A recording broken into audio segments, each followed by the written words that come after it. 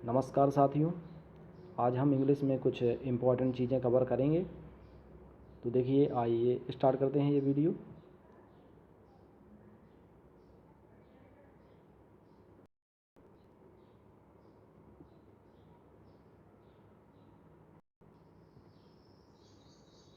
देखिए, पहला प्रयोग है कि लेट या कोई प्रीपोजिशन आता है, उसके जस्ट बाद अगर आपको प्रोनाउन रखना है तो उसको हमेशा आप ऑब्जेक्टिव केस में रखेंगे।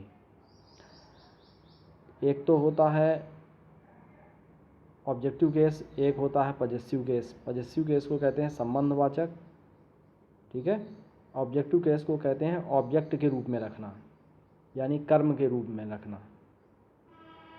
तो लेट के बाद जो भी प्रोनाउन आप रखेंगे, जैसे आई यू वी दे होता है, तो आई का ऑब्जेक्टिव प्रोनाउन क्या हो जाएगा? मी, ठीक है। वी का क्या हो जाएगा? अस। यू का क्या हो जाएगा? यू, है कि नहीं? तो यही सब। और ही का क्या हो जाएगा? हिम। सी का हो जाएगा हर। तो ये ऑब्जेक्टिव केस हैं, ओके। तो लेट या कोई भी प्रीपोजिशन आता है, उसके बाद आपको अगर प्रोनाउन सेट करना है तो ऑब्जेक्टिव केस में रखेंगे।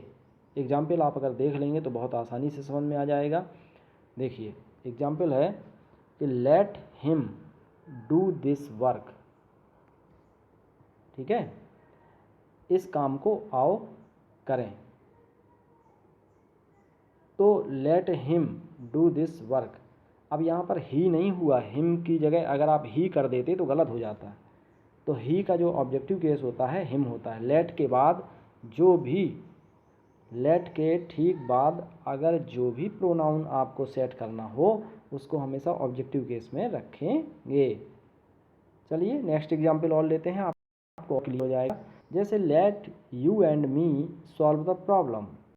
तुम और मैं इस समस्या को आओ हल करें। इसका मतलब ये हुआ, देखिए लेट के जस्ट बाद क्या आया? यू, और मी आया। तो हमने आपको बता रखा है कि यू एंड मी ये दोनों ऑब्जेक्टिव केस में ही रखे गए हैं। आई का मी होता है, यू का यू होता है ऑब्जेक्टिव केस में प्रोनाउन।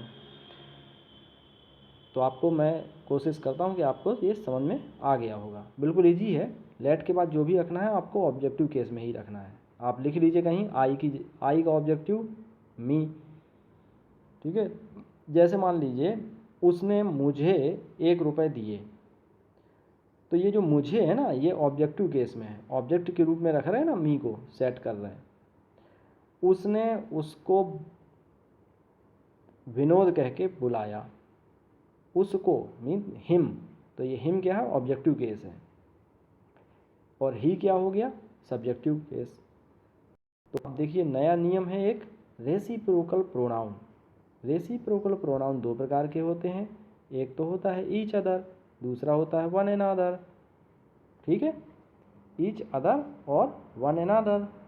अब ईच अदर मीन्स भी एक दूसरे, और वन अनदर माने भी एक दूसरे। अब इसमें अंतर क्या, कैसे आप समझेंगे कि कहाँ पर ईच का प्रयोग होना है, कहाँ वन अनदर का प्रयोग होना है? तो बिल्कुल ईजी है दोस्तों। ईच और वन अनदर, ईच अदर और वन अनदर, इसका साफ सा मतलब है कि ईच अदर का प्रयोग दो व्यक्ति या दो वस्तुओं के लिए किया जाता है। वन अनदर का प्रयोग दो से अधिक व्यक्ति या वस्तुओं के लिए किया जाता है। एग्जाम्पल से हम समझ लेते हैं। एग्जाम्पल आपके सामने दिया हुआ है, यू एंड आई, ये सब्जेक्ट के रूप में है। यू एंड आई, तुम और मैं, हेल्प ईच अदर, एक दूसरे की सहायता करते हैं। तो यहाँ पर देखिए मैंने आपको बताया कि दो लोग हों, यू और आई, दो लोग हैं, तो क्या इसमें लगेगा? Each other. तुम और मैं एक दूसरे की सहायता करते हैं। अगर दो से अधिक व्यक्ति या वस्तुएं होती तो वहाँ पर वन अनदर का प्रयोग होता। जैसे नेक्स्ट ले लेते हैं, इसमें आप लोग बताइए, both of the boys, both of the boys यानी कि मतलब होता है दोनों लड़के। फाइट माने लड़ते हैं, ईच अदर माने एक दूसरे से। अब यहाँ पर ये बोथ है ना, ये दो लोगों के बीच की बात कर रहा है, इसीलिए यहाँ पर ईच अदर का प्रयोग किया गया। मैंने आपको बता दिया है कि ईच अदर दो व्यक्तिगत वस्तुओं के लिए होता है, दो से अधिक हों तो वन अनदर का प्रयोग होगा एक दूसरे के अर्थ में। ठीक है। अब ये देखिए, ऑल द स्टूडेंट्स, सभी छात्र लव प्यार करते हैं एक वन अनदर एक दूसरे से। अब आप बताइए, ईच अदर लगाएंगे यहाँ पर कि वन अनदर? तो वन अनदर का प्रयोग होगा, क्योंकि यहाँ पर सभी विद्यार्थी यानी दो से ज़्यादा विद्यार्थी हैं। अगला देखते हैं, इंडेफिनिट प्रोनाउन यानी अनिश्चित वाचक सर्वनाम। अब अनिश्चित वाचक में आप सीधी से समझ लीजिए, कोई निश्चित नहीं रहेगा कि हम किसके बारे में बात कर रहे हैं। ठीक है। जैसे वन कोई, समवन कुछ, समबॉडी कोई व्यक्ति, नोबॉडी नहीं, एनीबॉडी। ठीक है। तो ये सब जो प्रयोग हो रहे हैं ये होते हैं इंडेफिनिट प्रोनाउन, जिसमें बॉडी लगा हो। याद रखिएगा, वन और बॉडी ये दोनों लगा हो तो इंडेफिनिट प्रोनाउन होते हैं। जैसे एग्जाम्पल से हम समझते हैं कि one should do once duty, one should do once duty. One मतलब किसी भी व्यक्ति को अपना काम स्वयं करना चाहिए, अपना कर्तव्य करना चाहिए, ये है। और someone has done his duty, कोई व्यक्ति अपना कर्तव्य निभा चुका है, कुछ लोग अपने ड्यूटी पूरी कर चुके हैं। अब देखिए यहाँ पर कैसे समझेंगे। जो वन है, ये जो इंडेफिनिट प्रोनाउन है, इसके साथ में जो लास्ट में पॉजेसिव केस में जो प्रोनाउन आएगा वंस ड्यूटी, तो ये याद रखिएगा कि इसमें वो ONE और S लगा होगा, एपोस्ट्रॉफी S, ये। ठीक है। यदि समवन का प्रयोग हुआ है कहीं तो आपको फिर समवंस नहीं लगाएंगे, केवल वन के साथ तो वंस ड्यूटी लग जाएगा, और बाकी जितने भी हैं, चाहे समवन हो, सम बॉडी हो, नो बॉडी हो, एनी बॉडी हो, तो उन सब के लिए हिज का प्रयोग करते हैं। Someone has done his duty, कुछ लोगों ने अपना काम पूरा कर चुके हैं, ये चीज़। चलिए आगे देखते हैं, एम्फेटिक प्रोनाउन क्या है। क्या है एम्फेटिक प्रोनाउन? एम्फेटिक प्रोनाउन में कहा गया है कि जोर देने वाले सर्वनाम।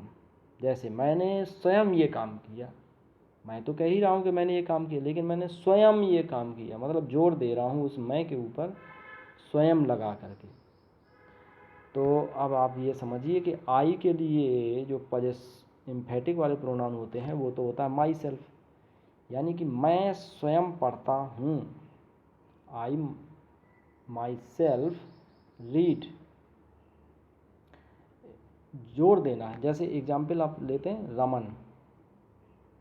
रमन और himself did the work. Raman काम को स्वयं करता था, रमन काम को स्वयं करता था। तो ये जो स्वयं आया है ना, तो उसके लिए हिमसेल्फ लगाया गया है। सरला हर सेल्फ इज गुड, सरला स्वयं एक अच्छी लड़की है। इसका मतलब है कि हर सेल्फ की जगह आप हिज नहीं लगाते, क्योंकि हिज तो होता है लड़कों के लिए, हिम भी यूज़ नहीं करते। आपने सही किया इस्तेमाल, इसमें हर रखा जाएगा। तो ठीक है दोस्तों, आज के लिए इतना ही काफ़ी है। नेक्स्ट वीडियो में फिर से आपसे मुलाकात होगी, और अगर जिन मित्रों ने अभी तक चैनल सब्सक्राइब नहीं किया है वो प्लीज़ सब्सक्राइब कर लें और लाइक एंड शेयर करिए। Thank you, best of luck.